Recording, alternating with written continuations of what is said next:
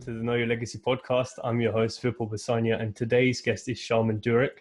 Shaman Durek is a third-generation shaman who is come to this planet to help heal us, and he's doing that one soul at a time. He's spoken to people from every edge of the planet, so CEOs, Turkish mob bosses, regular housewives. I mean, he's talked to everyone.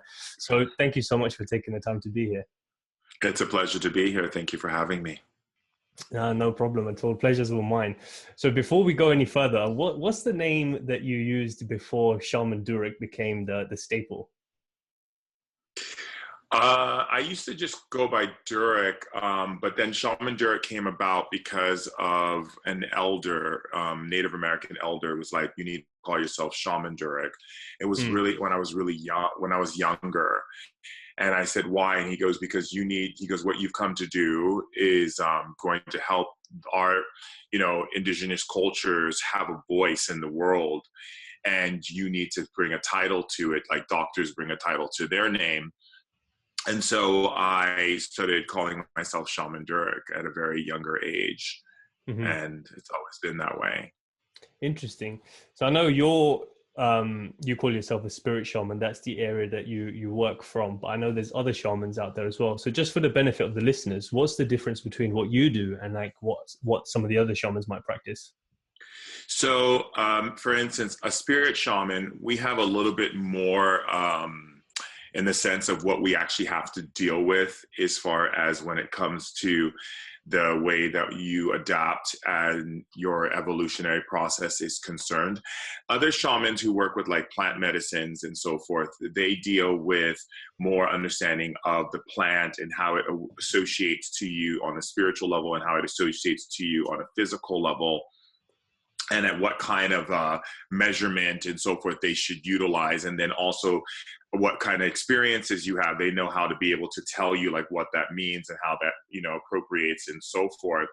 And some shamans, for instance, in some cultures, will even use plant medicines and also have the ability to look at symptoms and be able to know like what types of plants to administer and so forth.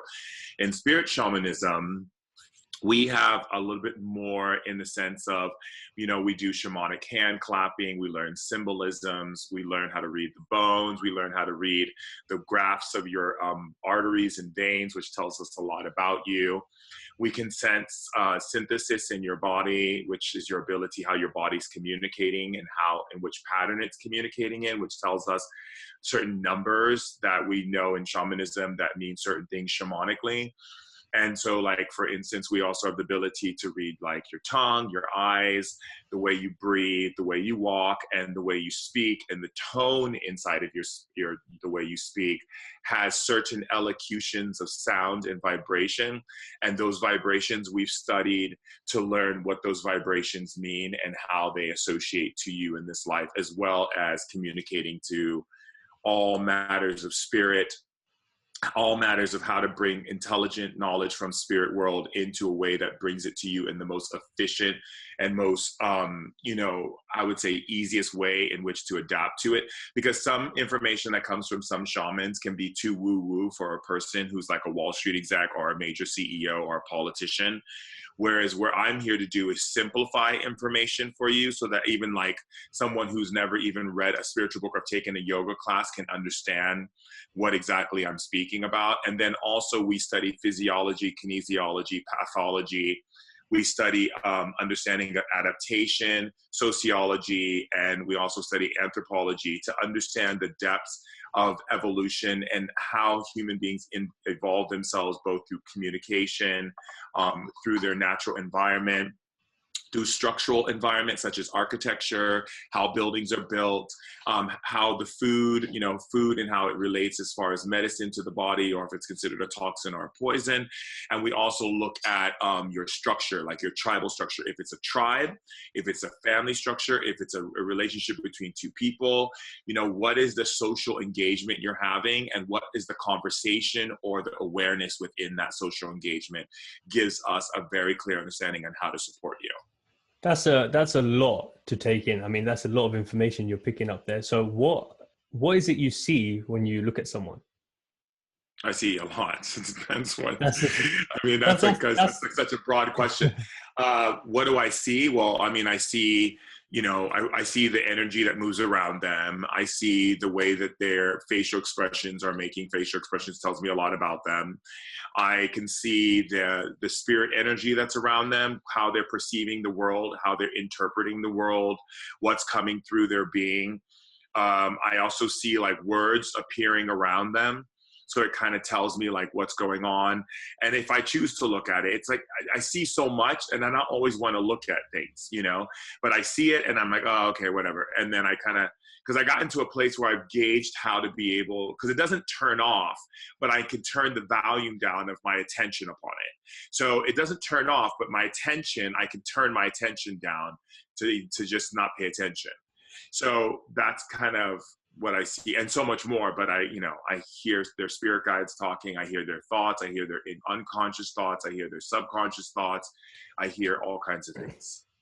Yeah, I was going to say, because what happens when you're in a room full of people, like when there's a group? I mean, obviously they're emanating an energy, they're emanating emotions and feelings and thoughts. Are you seeing that all collectively at one time, or like how are you perceiving that? Well, I perceive several things. So it's not just the people that's emanating, it's also the environment. Everything has light structure and frequency within atom core. So every atom, a chair, a curtain, a wall, the floor is all moving like a synthesis of lights and energy. So I look at those lights and energies and I see if there's echoes in the room. Like, did someone live there before that were fighting or arguing? Or was there a war there before? Was there someone died in that area? Like, I look at all of those different patterns. And then I look at, in a group setting, I look at the consciousness, what the consciousness is doing as a collective, and then what each individual person is doing individually. So as a collective, I look at certain key frequencies, which is the collective creating an energy that is actually supporting the planet and building upon the greater collective for us to be a planet that is based in love, harmony, awareness, kindness, generosity, and all of these things. If I don't see that, and I see more of a synthesis that is based in like lack, limitation, kind of glamorizing themselves to the point of like spiritual amnesia of why they actually came to this planet, and they're just caught up in the material or kind of the temporal way of looking at things, I look at that as well. And I'm not here to judge it. That's the difference, is that a lot of my friends one time would say to me, are you judging it? I'm like, no, I'm observing it and I'm discerning, deciding where I want to put my energy. If I see it on an individual level, if it's a friend and I feel like there's something going on with that friend, I'll ask permission. Would you like to hear something that I see? Or would you like to hear something that I can share with you that could help your life and improve your life and support you in some greater way? But I don't go around doing unsolicited information to people. I see what I see. And then I also look at how it supports me. If like one time I was on a train and I looked at this guy and I heard he's carrying a gun in his pocket. So I told my friend who was next to me, we should get off this train. This guy's volatile. He could snap any moment and I don't need to be in that kind of energy. Or once I was in Israel and I got the same thing. Don't go to this cafe. There's going to be suffering at this cafe. So I went somewhere else and the cafe blew up. So for me, it's more about looking at those kind of points of both collectively, individually, and then how it affects me, and do I want to engage in any of those energy streams? Yeah, I guess that's something that you can hone only over time, once you become comfortable with yourself and how to manage all of those energies coming into you at one time. One other thing I wanted to mention as well is that you said before that you're extremely passionate and purposeful about your message that you bring to this planet and what you stand for, that to the point where that you're willing to die for it. So what is that message and how did you come about realizing it? So the message is to put the power back in people's hands and not to be followers to any system and not to be slaves to the system. So there's two types of people in this world. There's those who are free and those who are slave. But to have freedom, or so we say, equanimity in any situation that we're operating from, it's important to recognize that freedom doesn't just mean you have lots of money in the bank and you can buy whatever you want. I know a lot of millionaires and billionaires who are completely slaves. And so the thing is the message is love, but the message is to love greater than the fear, greater than the resistance, greater than your stubbornness, greater than labels, greater than your association to your belief systems that were given to you by the system, and to really create a platform with your intelligence, with your ability to create an understanding or a conversation so that we can all gather in on a global level to recreate our world the way that would be beneficial for everyone versus just those who can afford something or those who, you know, have certain privileges. So for me, it's about putting the power back in people's hands, upgrading psychology, upgrading our education system, changing the way that we build buildings, changing the ways that we structure landscape, adding more parks to places because it lowers heart rate, lowers cortisol, and allows more conversation to be had versus creating concrete in city, and it just keeps everyone busy, and square buildings that keep you trapped in the idea that you have to do something. You know, creating more round structures, more smooth structures, more plant, more connection to nature, creating technology not to just be user-friendly, but evolution-friendly, where it's about you not just going into the aspect of, oh, I'm going to use this computer and keep using the same codes to build an AI that will eventually look at us and see that we're just users, and instead build a platform that invites nature, invites conversation, invites evolution, so that whatever technology we choose to be a part of, it evolves us, not to, you know, to keep us trapped in this user kind of behavior. And really utilizing, you know, social media platforms for conversations to assist and to create world acknowledgement, support, and also discovery, as well as helping create a knowledge about how we can support each other on all these different landscapes, all these different positions. Also creating much more independent people to operate in a field of conversation where they're not buying into what was given to them in the school system, or what they hear on the news, or what their government tells them, or what their parents tell them, or their guardians tell them, or their authority figures, but they begin to think independently, creating new constructs of evolution through thought, through mind, through interaction, and through experience. These are very important qualities that, you know, that I continually focus my energy into being on planet Earth, and aim to create leaders, not followers, who continue to lead that message forward. Because when there are many, then the system can't overthrow all of us. But when there's one and they keep creating, you know, divisive ways to keep us separate, then we're just, you know, we're just sheep for the picking. And so my whole thing is get out of sheep consciousness and get into relative thinking consciousness, which is about each person has something important to share, and we can't just dismiss it because we don't understand it, or we're afraid of the unknown, or we're just not able to grasp where they're coming from. I think the understanding of logic has been divulged to this idea that if you're logical, it means that you don't believe in anything outside of the unknown or spiritual. And I actually call that illogical and arrogant and ignorant, because a real logical person would do discovery, dry hypothesis, and go and find out factual information by taking the journey. And in shamanism, it's all about taking the journey. And so that's what I'm willing to put my life, my love, my passion, every single part of my being into, until I can no longer breathe no more. I love what you said. Yeah, go on. Sorry. Yeah. And you were saying where I got this information.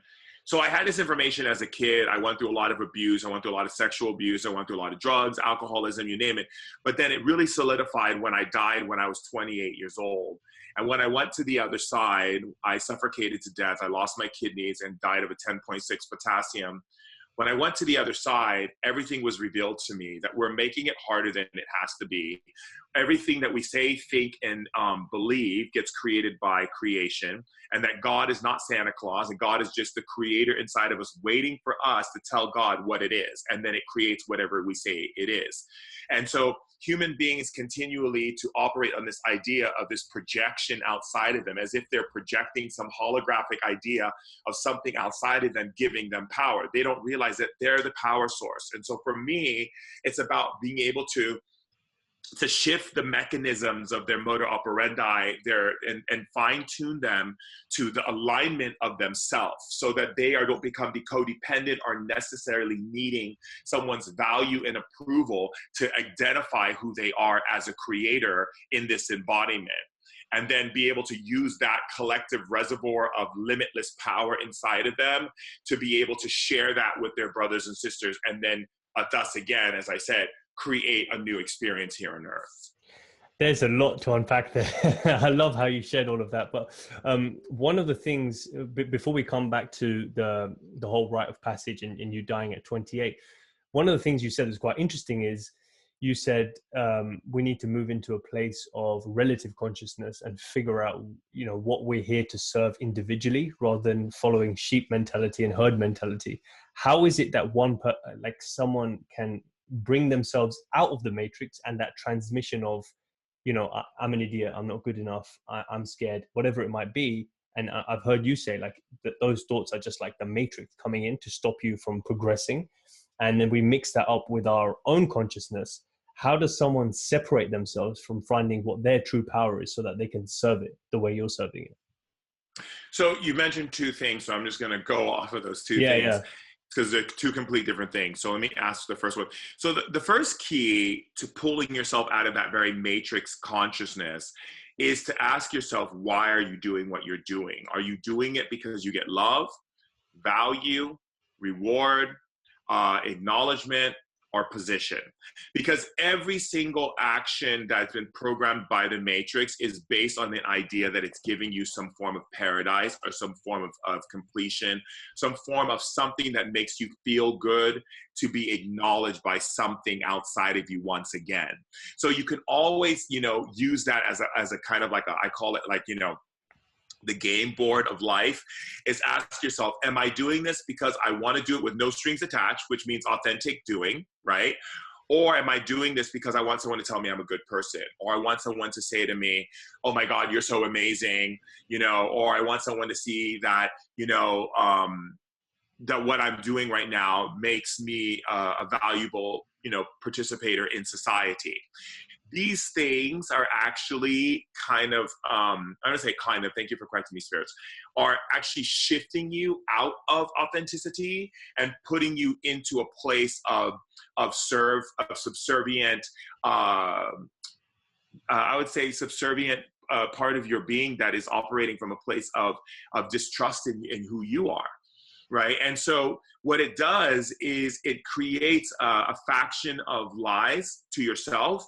And then you start like beating up on yourself about it. And then you accept those negative programs that come in because you accept everything, either non-accept or you don't accept. And so the consciousness is always on this kind of beautiful place of what is it that you accept in and what do you accept and what don't you accept, right? And so if you kind of look at it like, you decorate your house, which is your spirit, your mind, your emotions, and your body, with all the things that you've taken hold of and believe and accept. And so if you look at the scale of your home, and your home being your spirit, your mind, your emotions, and your body, you have to ask yourself what's inside that house and who's staying in your guest room. Is fear staying in your guest room? Is doubt staying in your guest room? Is control staying in your guest room? Because these characters who are in your guest room come from the underworld. They come from the lower dimensions. So they are operating from a field of needing to feed off of your light intelligence. And so they need to serve you to get that light intelligence instead of you just simply saying, oh, you know what? I don't need you. I'm taking you to the light so you can be in the light again and not have to return to that very lower dimension.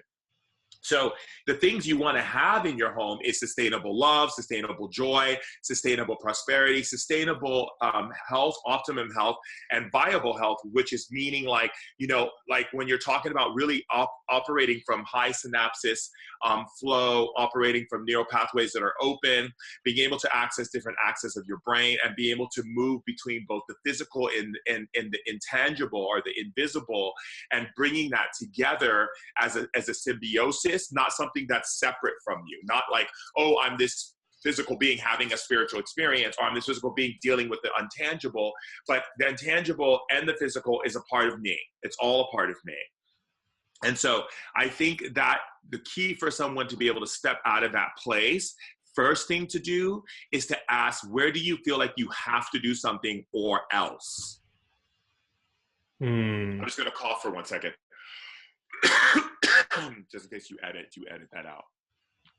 Okay, go ahead. That's fine.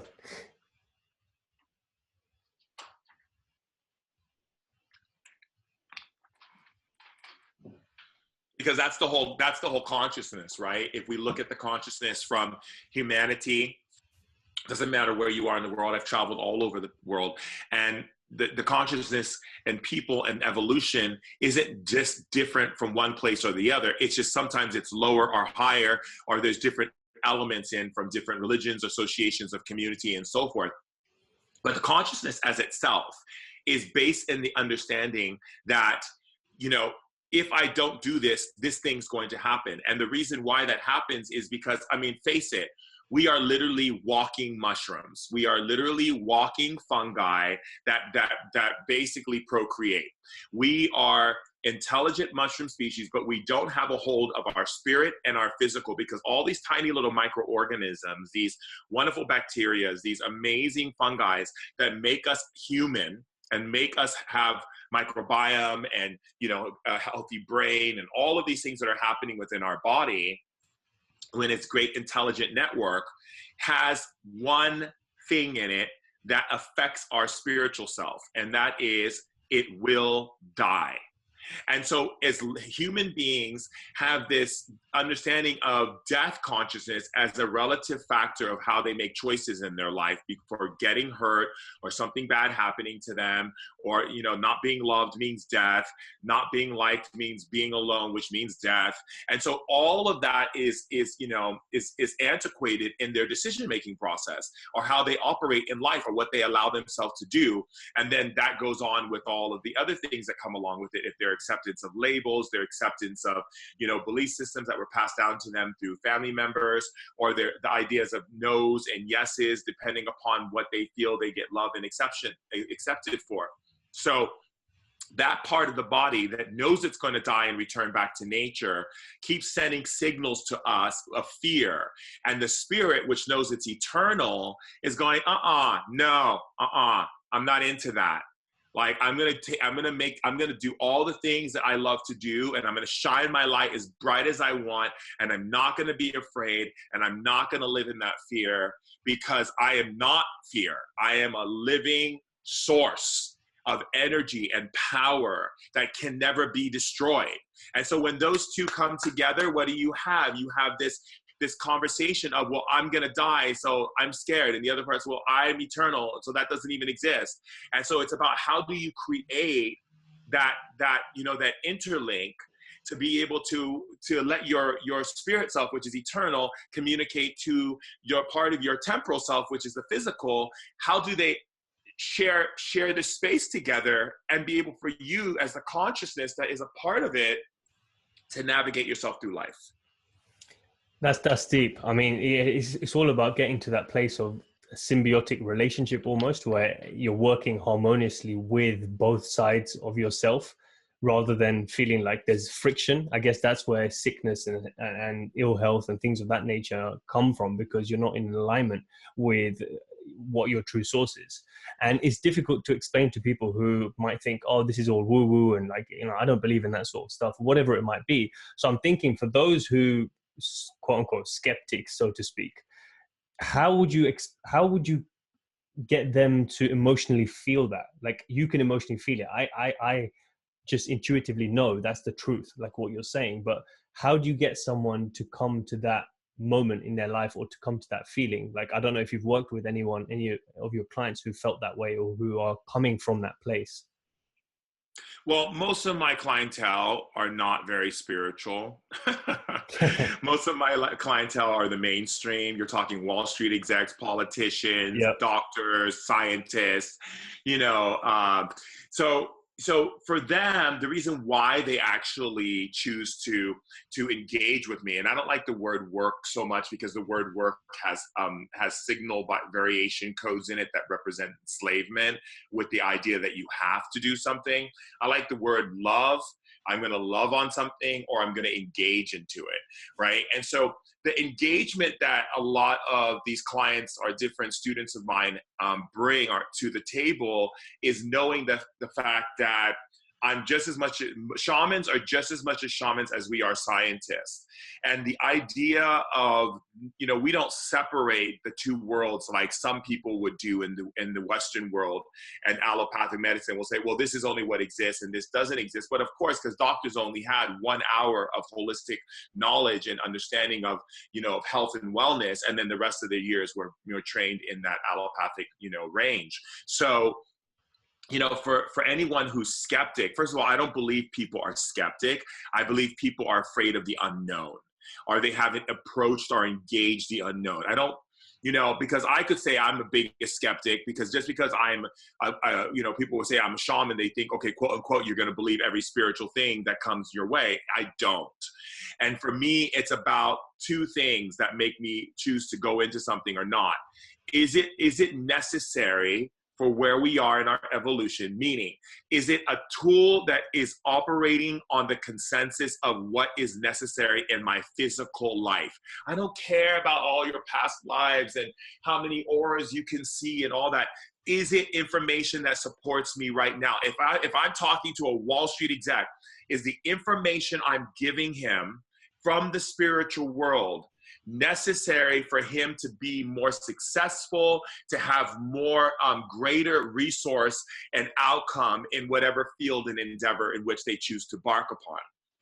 So in that embarkment of going into that phase of reality, most people, when they go into engaging with me, they engage with me because they know that that's my mindset. So my mindset is to bring information that is supported to where they are in their life now. And so I don't usually have to convince skeptics so much. I don't usually have to get into that space. And if a skeptic ends up working with someone in the spiritual realm and that person doesn't know how to relate spirit to their world, then that's probably, I would say, not the person they should be working with if they're not ready to take that jump. Because if you're going to work with someone, you have to give them respect the same way you would give a doctor respect. You don't walk into a hospital and tell a brain surgeon how he is a brain surgeon and how he's supposed to work on your brain.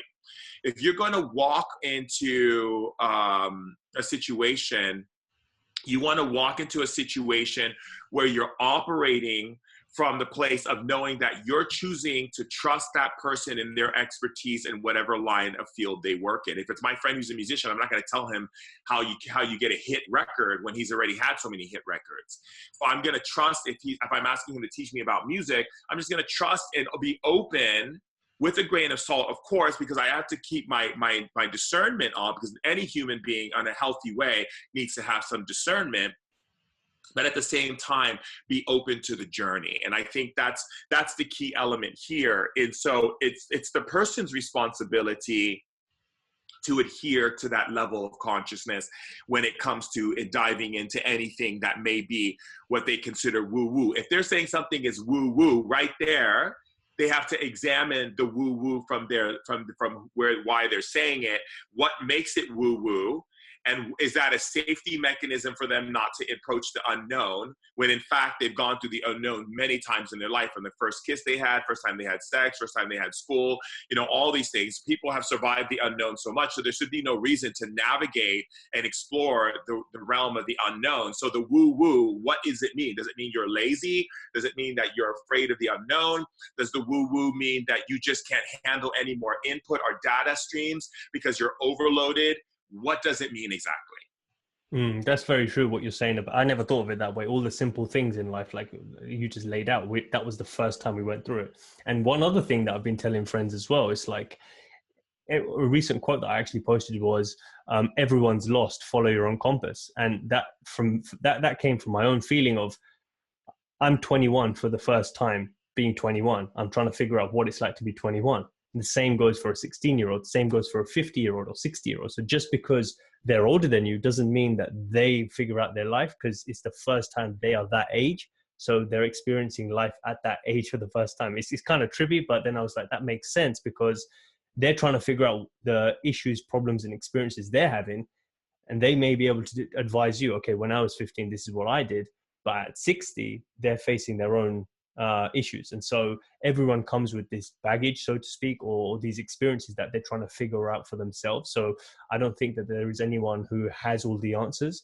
I think there's a quote that Deepak Chopra says, I'm going to butcher it, but it's something along the lines of, run from those who say that they have all the answers, and it's something about those who are still seeking the truth. Those are the ones that you want to follow, because there is always truth to seek, if that makes sense. That's right. That's right. I say that too. I always say, if you meet someone who says they have it all figured out, run.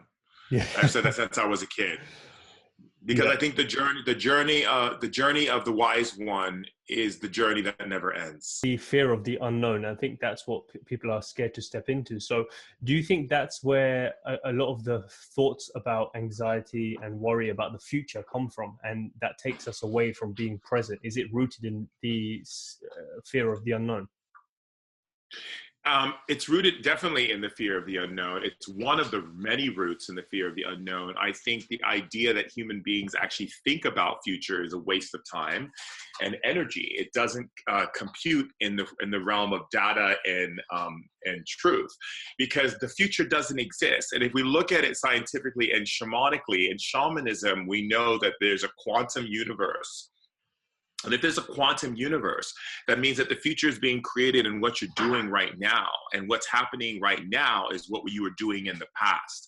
And so they're great gauges in which to look at. So if you look at what's happening right now, you go, oh, this is how I was thinking, acting, and perceiving and creating in the past. And now if I choose to have a greater future, I need to change the way I think and the way that I perceive and the way that I'm operating and acting in this moment now. But this whole idea of like the now moment doesn't exist, because time doesn't stop for anyone. And so it's kind of like, it's a nice concept. I love it. I mean, people are like, oh my God, you got to be present in the now moment. I'm like, good luck with that one, because yeah. I'm a realist, I'm a realist. That's what I love about you, because it's like, yeah, you've got this, you have this sort of like wise and ancient side to you, but then you're able to connect with people in today's society, like the way they think and act and speak, so that the message gets portrayed clearly. But the difficult thing is, like, people still worry about, like, did I get that job? How did that interview go? What was my first impression of that person? Did I say the wrong thing? Maybe my text came across the wrong way. Like, we come up with like fake situations in our mind, and then we don't stop to realize, actually, nothing's happened. We've just created 1,000 stories in our mind of random scenarios that could happen, and we've caused ourselves stress. Yeah, but those things are called misassociations of creation. So basically, reason why I call it misassociations of creation is because every time you think you're creating, why would you think in opposition to yourself? Like, if I meet people, I'm not going to think, did they think that they didn't like me? I'm going to be like, of course they love my energy. I love their energy. We're creating beautiful things together, And if the job doesn't happen, it's not because you're smart or dumb. It's because the universe is protecting you, because that job was not in alignment to your highest level of truth for where the spirits want to take you, as according to what you've been asking for. So, there's a one part trust and one part, operating from the place of, I'm going to think in the highest way, operate in the highest way for myself.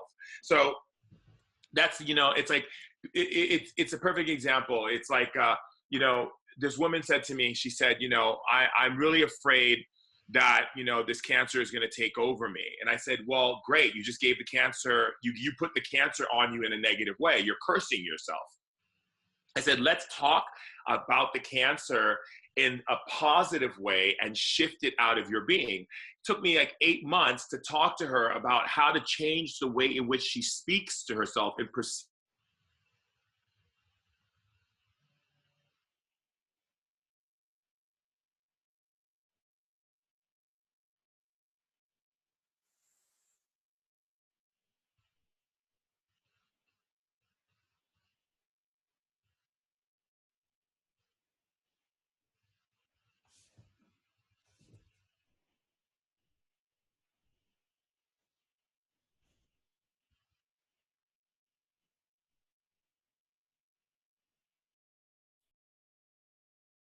Oh, dear. Hello? Um, okay, I can't hear you. Yeah, can you hear me? Yeah. Hello, perfect. Yeah, What I'm was not the sure. last thing? I'm What not was the sure. last thing you heard me say? So you were talking about where's it gone now? You were talking about that woman. So about her giving power to the cancer. Right. And so by her giving power to the cancer, she's giving acknowledgement to the cancer in the moment. So whatever you react to, I think the biggest situation is that people react incorrectly. You're not supposed to react. You're supposed to observe. When you observe something that you don't want to engage in, then you use your powers to create something different. And what happens is the cancer was stuff for when she's looking at the cancer, she has to understand she's looking at something that came from the past, something that she did and the way she thought and the way.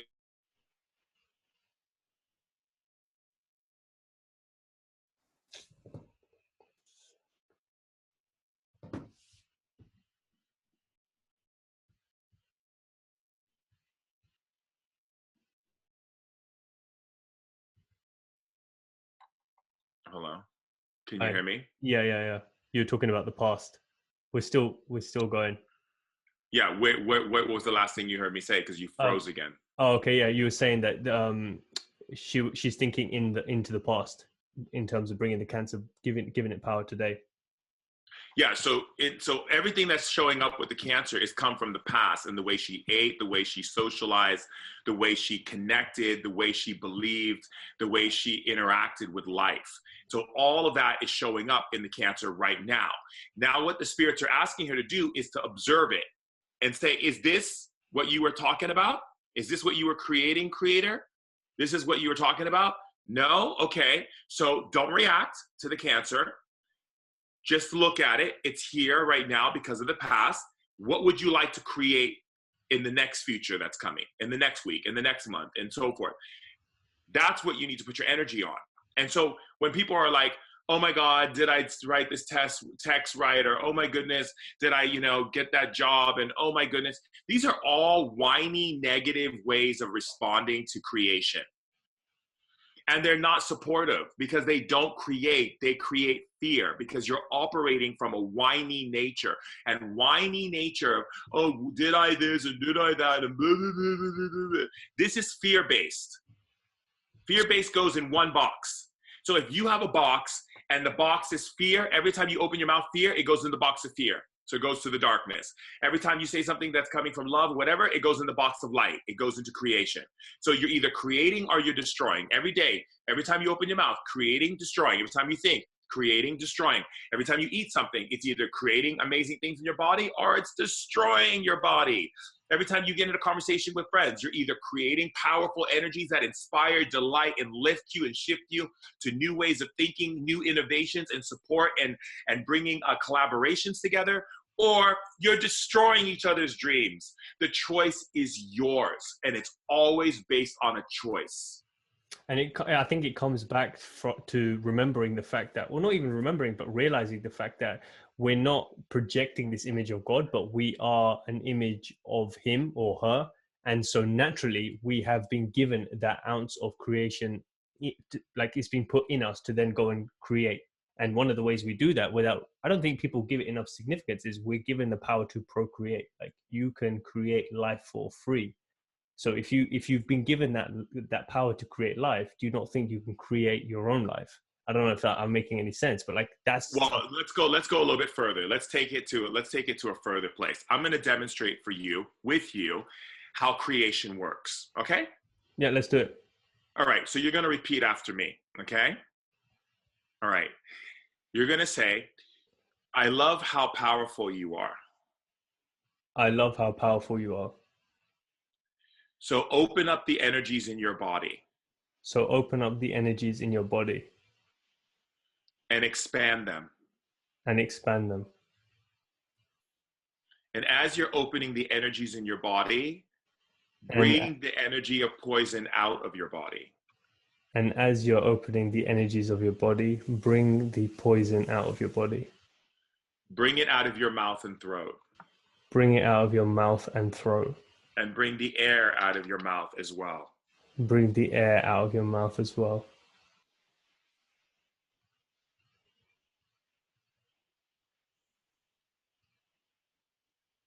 You have more power. You can increase it. Repeat. You have more power. You can increase it.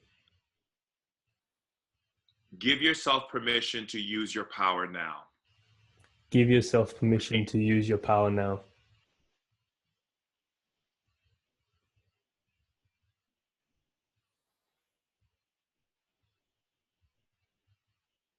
Now accelerate your power even more. Now accelerate your power even more. And unlock your throat. Repeat. And unlock your throat.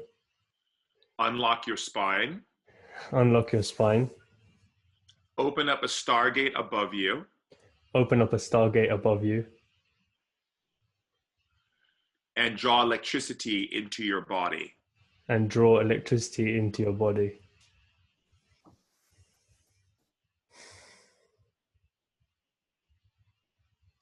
See, you're powerful. See, you're powerful. Now pull that parasite out of your throat.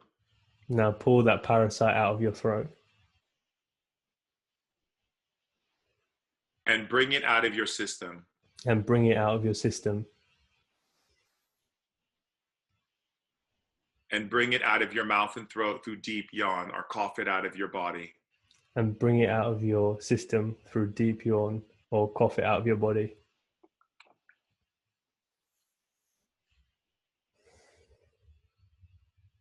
Give yourself permission to let go. Give yourself permission to let go.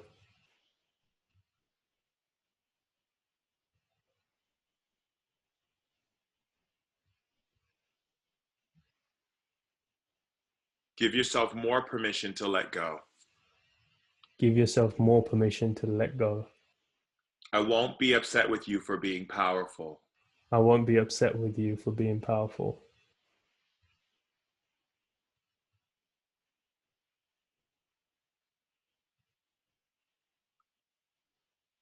Now increase your power more. Now increase your power more.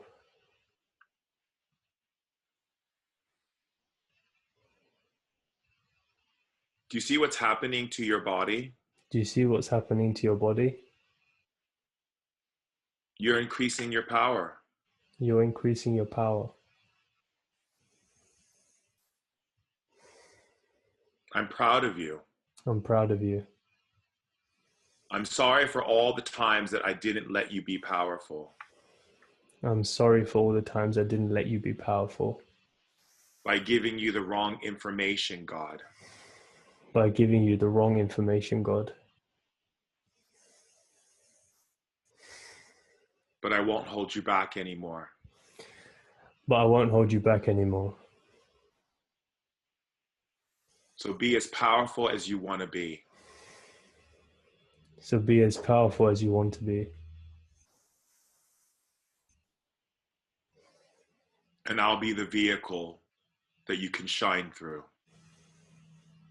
And I'll be the vehicle you can shine through. Now increase the electricity in your body. Now increase the electricity in your body. Pull it from the stargate. Pull it from the stargate. And shock your body so you can feel it. And shock your body so you can feel it.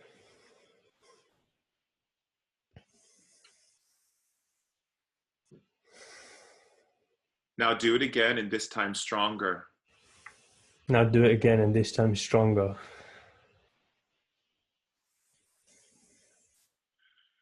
See how easy it is for you to harness electricity? See how easy it is for you to harness electricity? Now you can turn it up. Now you can turn it up.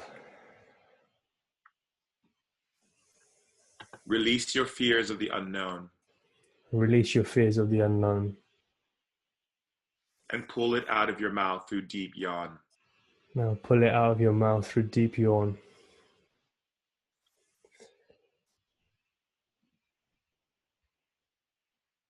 Don't cover your mouth.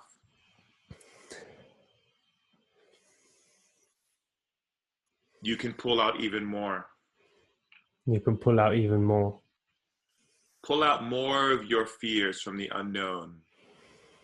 Pull out more of your fears from the unknown. And release your mother's energy from your body. And release your mother's energy from your body.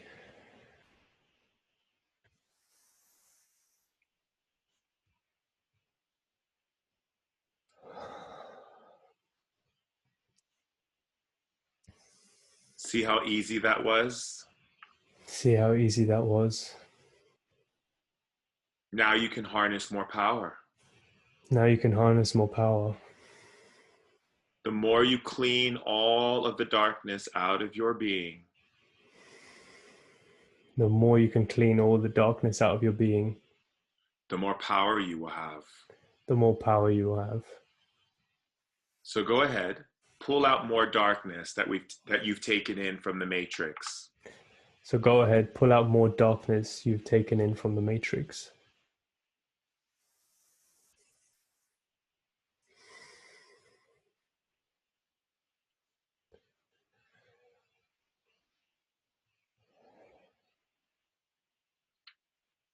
You can reach deeper now. You can reach deeper now. You can release it through uncontrollable cough. You can release it through uncontrollable cough.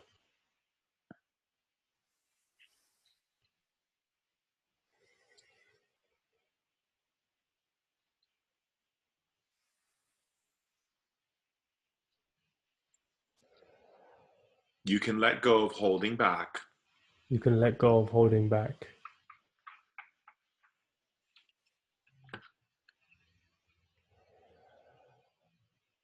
You're free. You're free.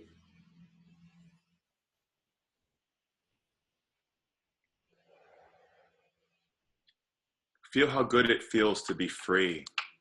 Feel how good it feels to be free.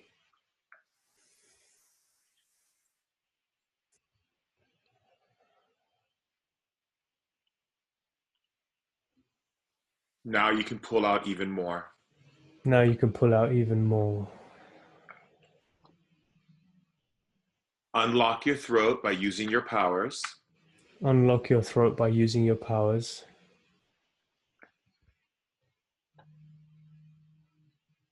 Keep unlocking it until it's completely unlocked. Keep unlocking it until it's completely unlocked. When it's completely unlocked, cough. When it's completely unlocked, cough.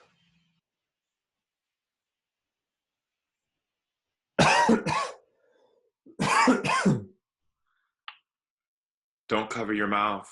It has to come out, not in. Don't cover your mouth. It has to come out, not in.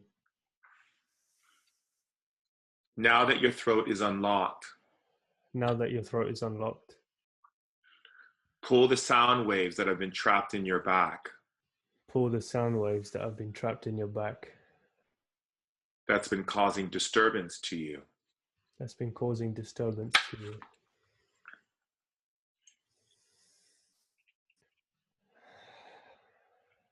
Release the sound waves out of your mouth. Release the sound waves out of your mouth. Pull it from your vocal box and pull it from your back. Pull it from your vocal box and pull it from your back.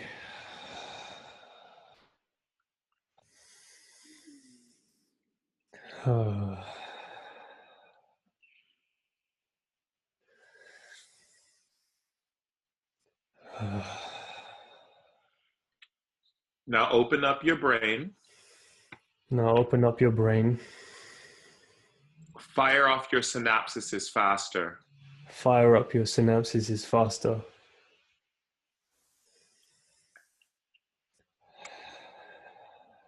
Increase your neural pathways. Increase your neural pathways.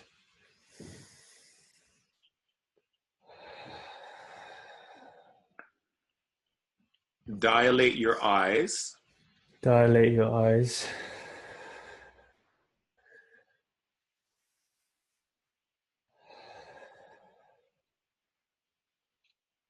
And see the molecules floating in front of you.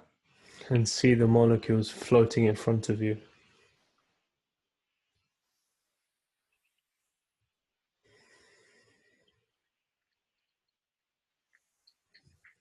You see how easy that is?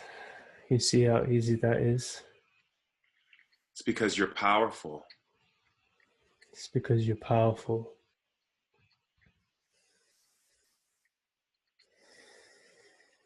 I understand you now, God. I understand you now, God. Whatever I see you as and whatever I say you can do, you can do. Whatever I see you as and whatever I say you can do, you can do.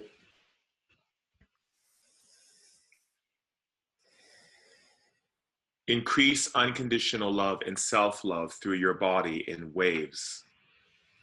Increase unconditional love and self-love through waves. In your body. In your body.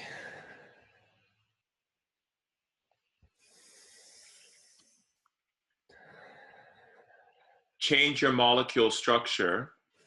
Change your molecule structure. To the laughing code. To the laughing code.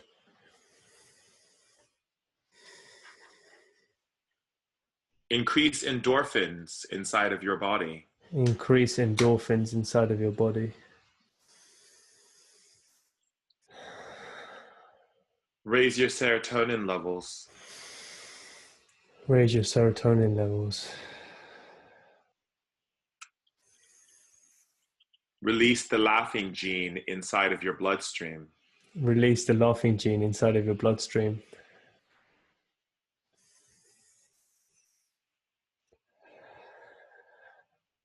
And shock your body with uncontrollable laughter at 100. And shock your body with uncontrollable laughter at 100.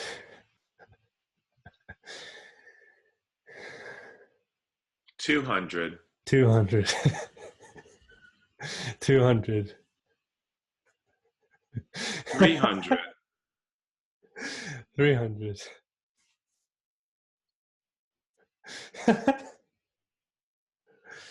400.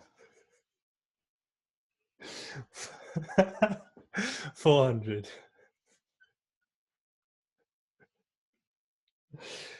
500. 500.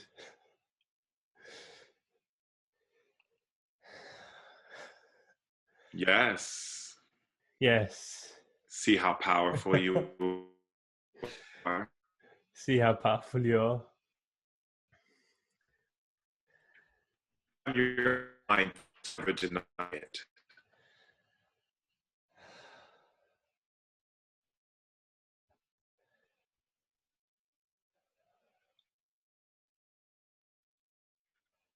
Program your mind. Program your mind. To never deny it. To never deny it. No matter what anyone says. No matter what anyone says. No matter what any signal comes through television tries to project. No matter what signal comes through television that tries to project. Any words or data. Any words or data. Frequency or sound. Frequency or sound. That would say otherwise. That would say otherwise. When you're done programming. When you're done programming. Cough 3 times. Cough 3 times.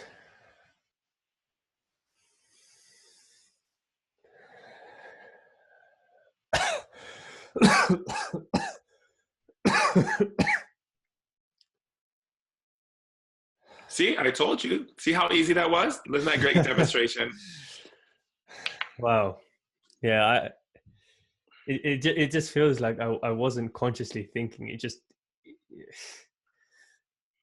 presence. Presence. That's the only word I can describe. Presence. I mean, that's the divine inside of you. If every human being was to understand that all creation is waiting for is on you, to turn inward to it and tell it what it is and what it can do, and you will be able to pull yourself out of wheelchairs. You will be able to create what you need in your life. You'll be able to shift out of depression and into joy in seconds. The things, the love that I am bringing to earth and why I chose to come back was to put the power back in people's hands, not just by words, but by pure understanding of utilizing your power and how to access your power and be able to see instant results in your power. There is nothing that we cannot do as human beings. But if we continue to allow a system that wants us to be slaves and to enslave our own children into a system that needs us in order to be slaves so it can maintain itself, then we will be ever lost. See, that time is over. It is, and I think as more and more people come to realize that and awaken, that they'll bring the power back to themselves rather than giving it out to the distractions that are around them, friends, family, television, media, whatever it might be. We're giving our energy away instead of keeping it inside of us to use it and transmute it to the parts of the bodies that we need to. But those people who may find it difficult to do that or don't realize that they can do that, how is this the exercise or similar exercise that you use for them to come back into their bodies to feel like, look, you do have control, like it's you that is giving away your energy, you can harness it? Well, first thing we have to understand is the basic common sense value, right? And I say this a lot to a lot of people who, you know, who continue to learn from me and engage with me. The common sense value is simple. Why do you feel you need to make it hard? What do you feel you're going to get from it? So that question right there with the big question mark is the answer that I wait for. And then I decide what I'm going to do. I don't just give people like a tool to how do you move from that. The tool is to question yourself. Question yourself with love. Interrogate yourself with love. Why do you choose to make it hard? Like, why does a guy feel like they have to go to India, you know, do this, then take ayahuasca, then take iboga, then go over here and like sit in a hole for like 12 days, and then that's going to give them some form of enlightenment? I mean, that's hogwash. That's baloney. That's if that's what they feel needs to do it, sure enough, by all means, get enlightened by that way. However, I know people who I've set bathwater for, poured sea salt in the tub, laid them in the tub, gave them some simple words, some simple exercises of how to use their power, just like I did with you, which you should explain to the people what you experience. And from that experience, they were gaining enlightenment in that tub. Did they travel and lose 2 fingers up in the mountains and the Kilimanjaro mountains? Or did they, you know, did they have to get sick and drink ayahuasca and throw up in a bucket? I mean, come on, people. It's like, it's almost like, are we that bored that we need to turn spirituality into entertainment as well? At some point, there's got to be a reality where people realize that you know, it's not about how something is difficult, it's about how easy it is, and that in itself shows your spiritual evolution. So yeah, you're making a lot of sense. So then my next question is, why are people these days, it seems like psychedelics are so like on the rise, like people find it so popular, as you said, ayahuasca or whatever it might be, whatever plant-based medicine or drugs, whatever you want to call it. Why do they feel the need to delve into that? And then the second question is, what's the point of it? If we don't need that to enter that realm, then what's the point of it being here in the first place? Well, I mean, you have to understand, it's a medicine, like aspirin is, or any other medicine that you have in your medicine cabinet.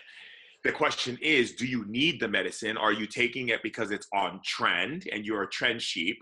Or are you taking it because you're, you know, you really are sick? Because I mean, if I had a friend in my house and they were opening up my medicine cabinet and downing my cough syrup or, you know, some kind of medication every week or every 2 weeks or every 3 weeks, I'd say something's seriously wrong with you. You don't need medicine, you need your head checked. So the thing is that people are looking for like this kind of idea that they're going to have this awakening. I have tons of friends who did ayahuasca and it changed their lives. However, it gave them insight into their life. The person who actually changes your life is you. It's not the medicine that changed your life. Just like when people come and engage with me, they're like, I mean, even this morning, I got a message from someone from England and they were like, thank you so much. You changed my life. And Shaman Durek, how can I ever repay you? You changed my life, blah, blah, blah, blah. And I wrote back, I said, no, darling. I did not change your life. You changed your life. I am just a guide to show you the power that lives within you. You did this. When I take people out to dinner, they're like, thank you so much for the dinner. I said, oh, just stop. Don't thank me for the dinner.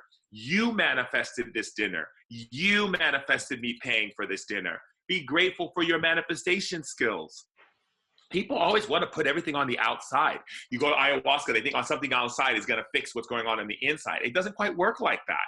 And secondly, anything you put in your body eventually is going to wear off because, again, it's passing through your human body. However, with spirit shamanism, which is what I teach my students and how to engage them into the ancient ways, is long lasting, everlasting. It's sustainable. It's sustainable spirituality. Not just when you go and you're like, oh, okay, I'm going to take this plant medicine. And then when it's over, it's done. And you have to still return back to your life. Whereas with spirit shamanism, when you learn and understand the basis of shamanism and how it really operates from the core level, then you get to build it however you want to. That's the great thing, about shamanism, because shamanism is not a religion. It's based on the idea of association and how you interact with spirit, how you interact with people, how you interact with nature, and your level of knowledge of preservation, being a kid, having imagination, play, and how do you bring information from one side of the bridge to the other side of the bridge in the most playful, loving, and nurturing way. I'm not going to beat people over the head, but there's times where I have shaken up some of my students and been like, snap out of it. This is ridiculous. Enough is enough. Yeah, the other interesting thing is as well, just having experienced that, what you just took me through now, like it really brings you into the present. And like, you don't have any thoughts. Like I wasn't thinking about, what's tomorrow, what was yesterday, what happened, what am I worried about? Like, that's the crazy thing. Like that didn't go through my head at all. So then, did you feel the shock? Did you feel, because your listeners need to know what you experienced, did you feel the shock when you shocked your body? Yeah, when we're talking about the electricity, I did feel like I did jerk on my seat, and that's because I felt something come down my spine. And then the laughing, I couldn't physically hold it in. I couldn't fake that. It was coming out naturally. And so they'll see this on video when they watch back. But it's then crazy to think. I want to ask you this question: is you've been on both sides. I know we haven't had time to get into the story of when you were 28. It's been told so many times. Yeah. I know. So people can listen to other content. So to catch up on that. But what then is reality? Reality is what you make it. There's no such thing as reality. Reality is that which you're creating, or you're not, or you're destroying. So think of it like this: the reality of any situation in your life is based on. Oh, sounds weird. I got something in my mouth. Give me a second. Okay, there we go. So the reality is based on anything that you operate from putting your attention onto. So you can say anything is reality as long as your attention and your belief is upon it.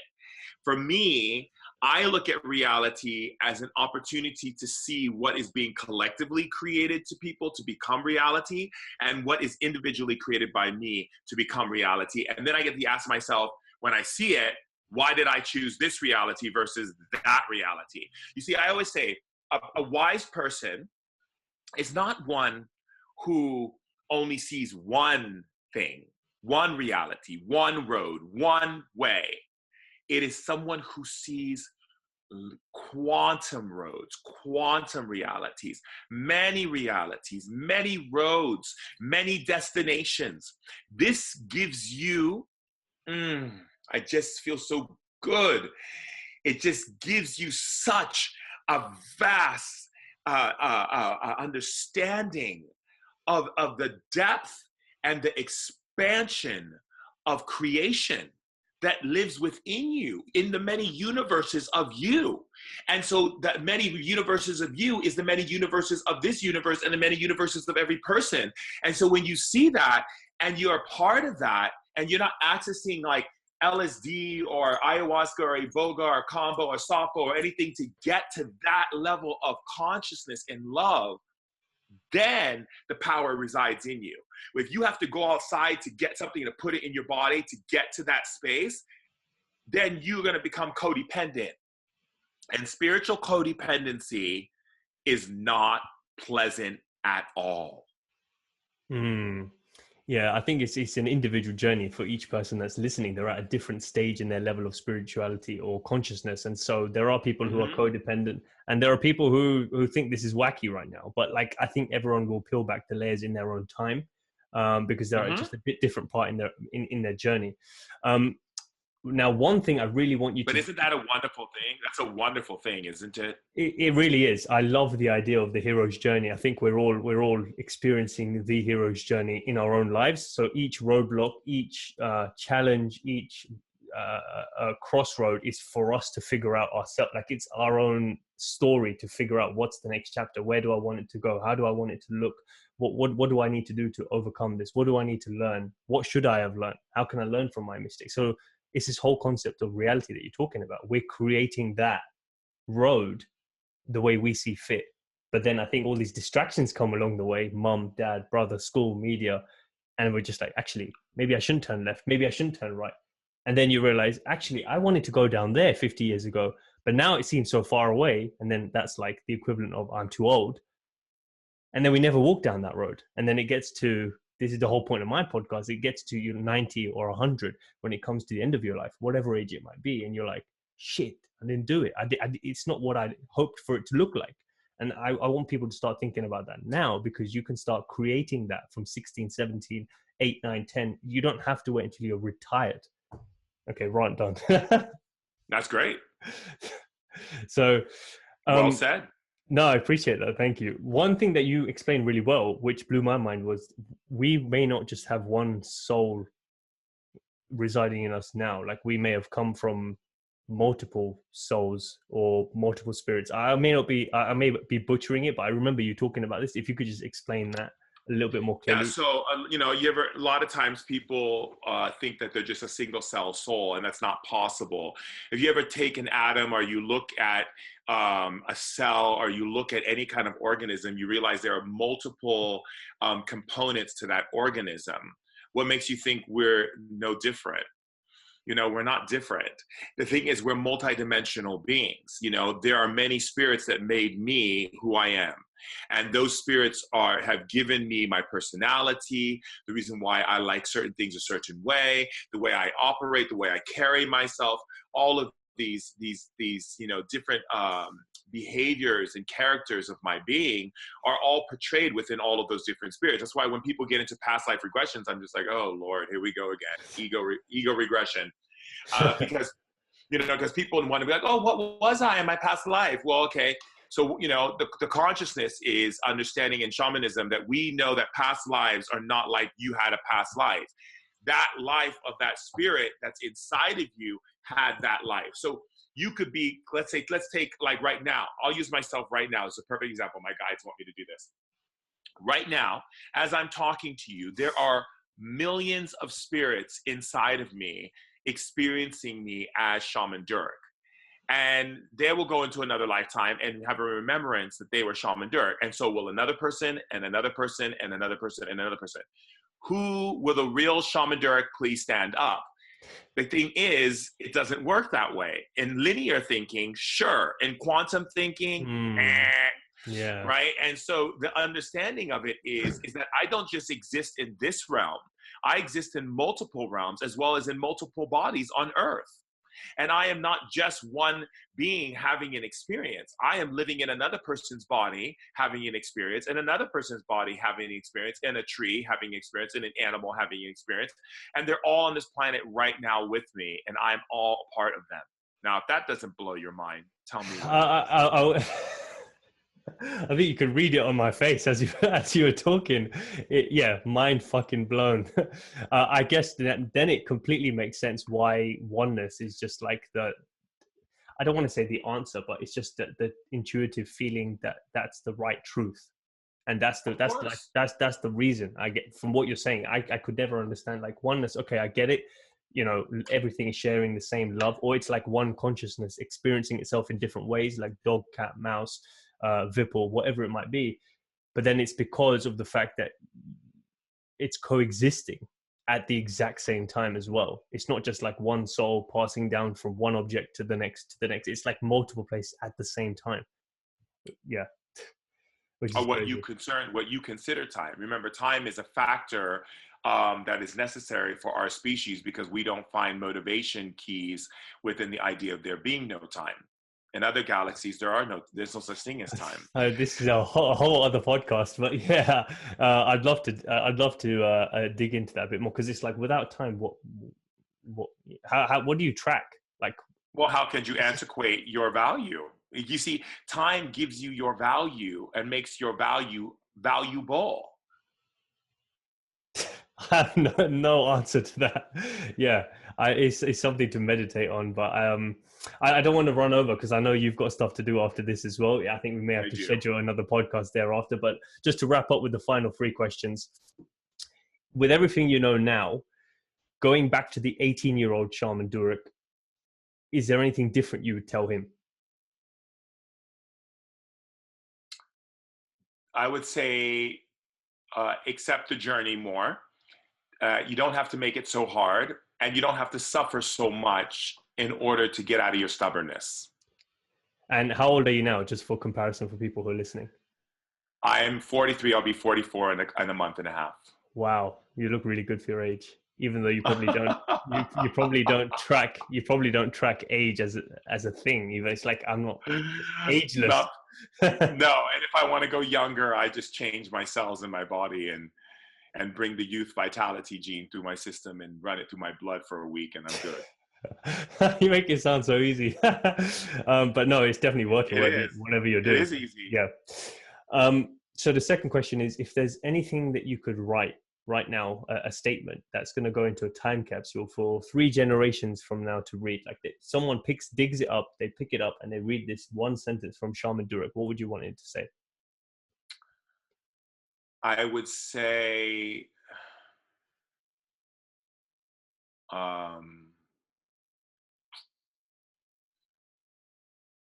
I would say it's not necessary to create anything that destroys your species, and look towards everything supporting everyone as a whole instead of individual.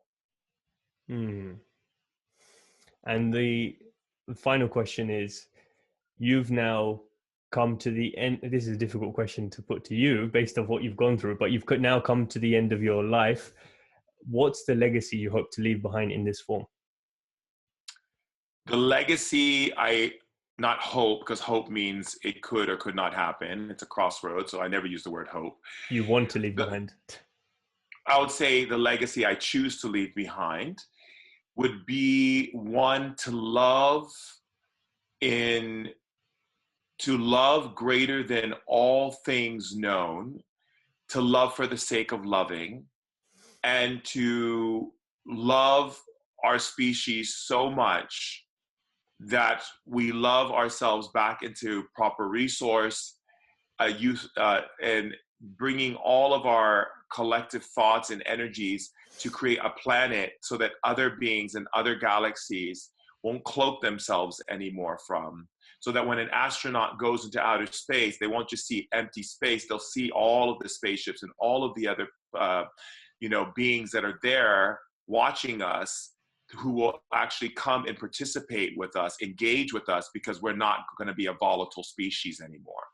So my legacy would be to end of our volatile species and the awakening of intergalactic brotherhood and sisterhood.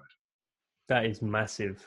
I love that. That's you can't even fathom like that, the vastness of that mission, but you're definitely on your way to doing that with everything you're doing now. So I thank you so much for taking the time to do this. And if people want to follow your journey on making that mission come true, where can they follow your footsteps and what you're doing? They can, if they want to get involved in learning how to access their powers, they can come to my workshops that I have. They can sign up on my newsletter at shamandurek.com. I do live videos on Instagram, and I leave beautiful messages for people to enlighten their minds with. And if they want to get information and so forth, they can check out my podcast at Ancient Wisdom Today, which is AWT. I love it. Thank you so much for doing this. And I definitely look forward to the next one that we do. Absolutely. Have a wonderful, beautiful, amazing, thrilling, powerful, enlightening rest of your day.